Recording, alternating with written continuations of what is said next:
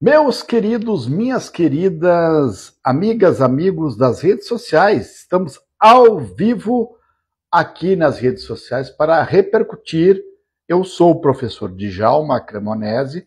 Muito obrigado por vocês estarem nos seguindo aqui nas redes sociais, comentando nossos vídeos. Nós falamos das humanidades e falamos da política. Eu sou professor universitário. Moro aqui no sul do país, na cidade de Santa Maria, Rio Grande do Sul, professor universitário e também comentador da política. Gostaria de agradecer você que tem nos acompanhado por aqui e já de imediato peço que vocês curtam aqui, comente para que a gente possa ser relevante também aqui nas redes sociais. Hoje é Dia 2, aqui no sul do país está quente, na quinta-feira, né, está quente, está um tempo seco, e nós vamos tentar responder algumas questões de algumas dos nossos seguidores aqui das redes sociais. Eu coloquei as perguntas aqui na inteligência artificial, transcrevi elas para cá, para eu poder responder para vocês. Então, nós vamos responder essas 10 questões aqui, depois eu abro para debater com vocês, tá bom? Vocês podem nos acompanhar aqui. Vamos largar a inteligência artificial. Aqui estão 10 perguntas sobre política atual envolvendo Lula e Bolsonaro que teus seguidores do TikTok te perguntaram. Você vai responder? Claro, nós estamos aqui para isso. Essa interlocução é muito importante. Pode colocar, então, a primeira pergunta. O que mudou no cenário político brasileiro desde o início do governo Lula em 2023? Olha, mudou muita coisa, né? Porque nós tivemos de 2018 a 2022 um governo truculento, autoritário, né? Que não tratava bem as pessoas. Nós passamos por uma pandemia e o Bolsonaro tardou na questão das vacinas, negligenciou, negativismo na ciência, utilizando outros remédios, como a cloroquina, que não tinha nenhuma validade científica para a saúde, ivermectina, tudo aquilo, sem contar também com a truculência, com a mídia, com os jornalistas, tratando mal.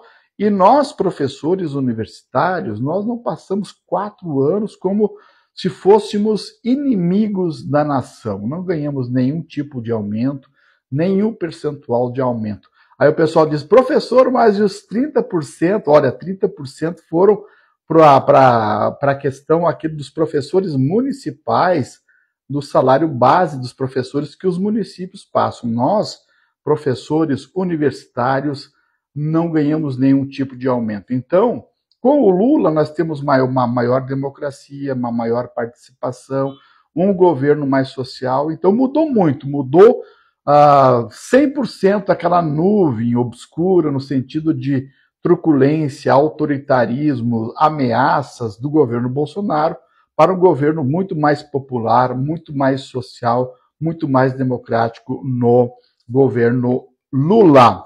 Vamos para a segunda pergunta, inteligência artificial.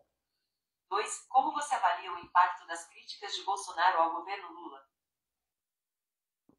Olha, agora ele está na oposição, então as críticas da oposição, elas, de uma certa forma, favorecem a democracia, favorecem que quem está no poder é mais visado, porque você tem toda uma oposição na Câmara Federal, também no Senado, e também os deputados, eles fazem a sua parte de oposição. Então, isso aí é natural que aconteça atritos, que aconteçam divergências, e quem está no poder tem o bônus de comandar, mas tem o ônus também de uma certa forma, responder às demandas sociais com maior intensidade. O Lula me parece que está tendo sucesso na dimensão da questão do pleno emprego. Nós nunca tivemos taxas tão baixas de emprego. Nós temos uma economia que o produto interno bruto ele tem crescido. Agora, nos últimos tempos, nós temos uma desvalorização do real, um aumento da questão do dólar, mas são desafios. Eu sempre digo que a economia é que rege um governo. Se a economia for mal, certamente a política vai mal também. Por quê? Porque o eleitorado ele faz o cálculo custo-benefício no sentido de que vou para o supermercado com o meu salário, com R$ 300, com R$ 500, com R$ 200, e eu não consigo comprar aquilo que eu comprava antigamente. Então, ele vê o seu custo-benefício lá no caixa. Então, se o governo Lula perder um pouco a mão na dinâmica dos preços, na economia, certamente ele terá dificuldades de se reeleger em 2026, ele, Lula, ou aquele que ele indicar. Obrigado, professor Tarcísio, saudade do senhor. O senhor já retornou das suas viagens? Vamos marcar um encontro virtual para a gente debater. Muito obrigado, professor Tarcísio. Vamos para a terceira pergunta pela inteligência artificial.